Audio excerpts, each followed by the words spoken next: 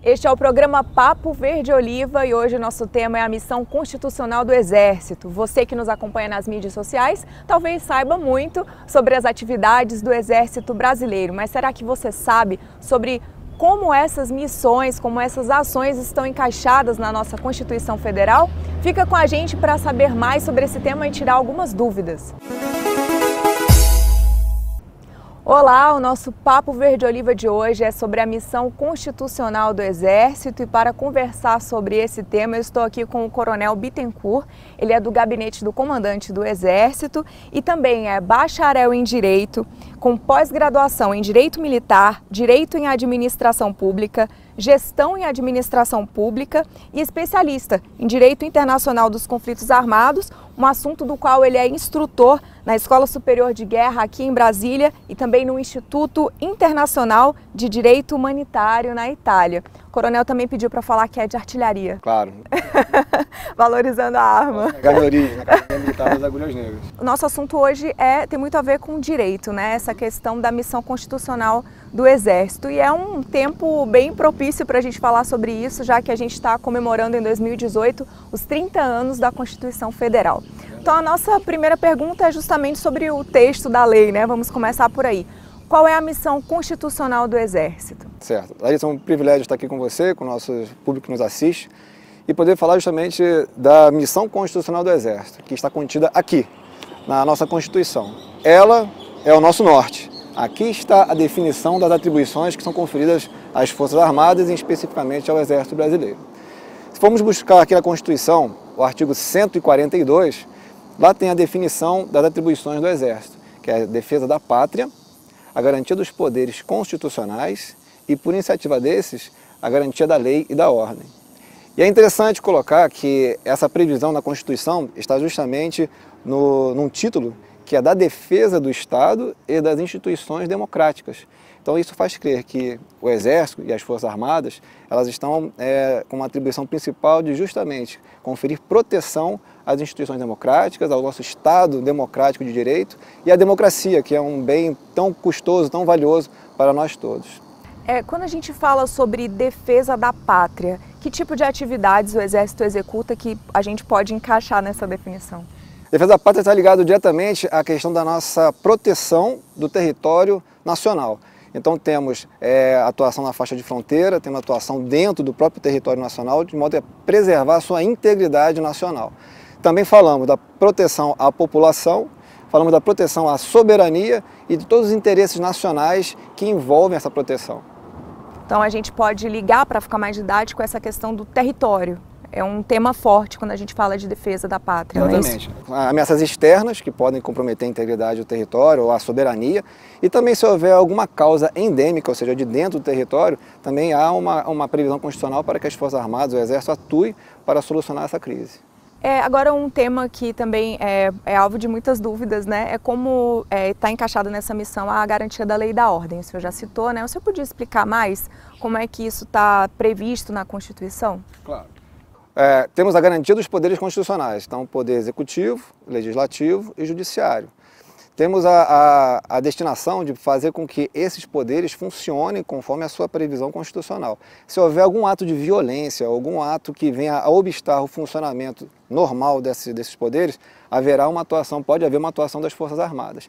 E quando existe, por acionamento de um desses três poderes, alguma motivação para que o Exército, as Forças Armadas possam atuar para garantir o funcionamento das leis e a ordem pública, é feito um pedido ao Presidente da República, a quem compete determinar o acionamento dos meios necessários para operar na garantia da lei e da ordem. Um exemplo claro que está acontecendo no momento é no Rio de Janeiro. Temos uma intervenção federal, mas também acompanhada por uma operação de garantia da lei e da ordem, GLO. Essa operação ela se dá por determinação do Presidente da República. Isso é importante esclarecer, quer dizer que não é o Exército que vai tomar a iniciativa de realizar uma operação de garantia da lei e da ordem. Há um pedido, né, é uma avaliação da Presidência da República, e a partir daí que é executada uma operação nesse sentido. Né? Exatamente. Uma operação de GLO, ela se dá por solicitação de um dos chefes dos poderes, do Poder Executivo, que é o próprio Presidente, no Poder Legislativo, no Congresso Nacional, e o Poder Judiciário, que é o Presidente do Supremo Tribunal Federal. Coronel, agora a gente também tem algumas missões que são chamadas de subsidiárias, né? Como é que funciona isso? Que missões são essas? Então, falamos da destinação constitucional que está prevista na nossa Constituição Federal. Temos uma lei complementar à Constituição, que ela tem a finalidade de regular o preparo, a organização, o preparo e o emprego das Forças Armadas. Então, ali existe uma previsão para que o Exército, as Forças Armadas, cumpram subsidiariamente algumas missões. Subsidiariamente significa secundário, né? Significa, não tem como caráter principal, é secundário. E entre elas, então, tem, por exemplo, cooperar com o desenvolvimento nacional. Por isso que nós vemos obras de cooperação em que o Exército participa em rodovias, construção de açudes, construção de aeroportos, e cooperar com a defesa civil, seja no caráter preventivo ou até mesmo quando existe, né, indesejável ocorrência de algum evento que tenha uma intervenção, que necessite uma intervenção de defesa civil. De exemplos recentes, eu lembro quando o Exército atuou no combate ao mosquito da dengue, por exemplo, foi uma operação grande, mobilizou bastante gente do Exército, se encaixaria aí nessa questão das ações subsidiárias? Exatamente, subsidiárias. Fica claro que se houvesse algum evento que necessitasse deslocar a atenção para uma missão principal, essa missão secundária, subsidiária, seria colocada num segundo plano, é isso. Não podemos perder o foco que a missão constitucional conferida ao Exército, principalmente, são aquelas três. A defesa da pátria, a garantia dos poderes constitucionais e, por iniciativa de um desses, a garantia da lei e da ordem. Coronel, uma pergunta que é muito frequente, uma dúvida frequente nas mídias sociais do Exército, é no que diz respeito ao que os militares fazem na área de fronteira, em relação aos crimes ambientais e os crimes que acontecem na região de fronteira. O senhor pode esclarecer para a gente o que é o papel do Exército nessa região? Claro. A lei complementar que regula a organização, preparo e emprego das Forças Armadas também tem essa previsão de atribuir às Forças Armadas a atuação nos crimes transfronteiriços e nos crimes ambientais. Transfronteiriços são aqueles crimes que ultrapassam as fronteiras dos países. Os crimes ambientais são aqueles previstos em lei, na lei de crimes ambientais. Ocorre que existem três ações que são conferidas ao Exército e às Forças Armadas. O patrulhamento, na verdade, é a ação ostensiva de fazer a vigilância, né, dessa área demarcada. Existe também a previsão de fazer revistas em pessoas, veículos, aeronaves, embarcações e, por fim, também fazer prisões em flagrante delito. Isso ocorre, na verdade, independente de acionamento. E diferentemente das ações de GLO, das operações de GLO, essa ação na fronteira, ela ocorre independente de acionamento e ocorre por iniciativa dos comandos militares de área. O Brasil tem 8 comandos militares de área. Então, os comandos que têm jurisdição na faixa de fronteira, começando do norte para o sul, é o Comando Militar do Norte, o Comando Militar da Amazônia, o Comando Militar do Oeste e o Comando Militar do Sul. Então, por iniciativa de um desses comandos militares, a tropa é empregada para fazer essas ações, patrulhamento, revista ou prisões de flagrante. Não necessita de acionamento do Presidente da República. Elas ocorrem por iniciativa do comandante militar de área.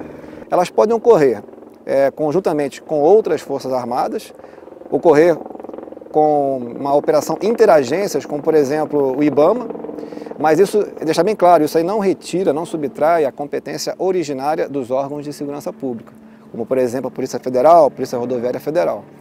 Esses órgãos têm a competência originária para atuar. O Exército, as Forças Armadas, quando vão, estão numa ação, numa atribuição subsidiária. Certo, não é a missão exclusiva do Exército fazer coibir o crime nessa área de fronteira. Não é a missão exclusiva e também não é a missão principal. Deixamos claro mais uma vez isso aí, porque a missão principal são aquelas que estão claramente na Constituição. Acaba que uma coisa tem relação com a outra, porque se a gente está fazendo justamente essa vigilância da fronteira, a gente está fazendo a defesa da pátria também. A defesa da pátria realmente é uma ação que compete às Forças Armadas. Coibir os crimes que acontecem, os crimes comuns que acontecem dentro do território nacional, é uma competência dos órgãos de segurança pública. Por isso que, na verdade, quando o Exército atua na faixa de fronteira, deixa claro que ele não está subtraindo a competência originária desses órgãos de segurança pública. Coronel, uma das ideias, um dos conceitos que estão previstos na nossa Constituição Federal é justamente que o Brasil ele está para promover a paz. Tem muito essa questão da paz na nossa Constituição. E então como é que a gente tem tropa brasileira que é empregada em outros países? Em que circunstâncias a gente tem essa tropa? Essa é uma atividade muito interessante que participamos. Como você bem disse, a nossa Constituição então tem uma previsão que diz que o Brasil preza pela solução pacífica das controvérsias. E o Brasil, então, é um grande garantidor da paz mundial. Por isso, então, que o Brasil assumiu compromissos internacionais de participar de atividades e de operações para justamente promover a paz. Entre essas atividades, existem as operações de paz sob a égide da ONU, da Organização das Nações Unidas. Tivemos um exemplo recente no Haiti, que foi justamente um período de 13 anos que tropas brasileiras estiveram, juntamente com tropas multinacionais de outros vários países, sob o comando de um general brasileiro. E ali foi então uma oportunidade de poder justamente evidenciar a capacidade, a alta capacidade do militar brasileiro. Pela mobilização de meios, pela experiência, né, pelas ações no terreno, então foi uma experiência muito positiva. Hoje, atualmente, nós temos no Congo a maior operação de paz já realizada pelas Nações Unidas. Uma missão de estabilização do Congo, onde tem uma brigada de intervenção, onde o comando também foi conferido a um militar brasileiro, a um general brasileiro. Entre as várias opções, um general brasileiro foi escolhido, justamente por causa dessas qualidades que nós temos, né? De ser um povo agregador, de levar essa ideia da promoção da paz e de ter os militares com uma alta capacidade profissional. Para encerrar o programa, quero agradecer ao Coronel Bittencourt por ter participado com a gente. Obrigada, Coronel. Larissa, foi um privilégio estar aqui com você, com o público que nos assistiu. E é importante ressaltar que entre as diversas atividades que existem, que podem ser executadas pelo Exército Brasileiro, não existe atalho fora da Constituição. É isso. Ok, Coronel, muito obrigada. E a você que nos acompanha, continue seguindo o Exército nas mídias sociais. Até a próxima!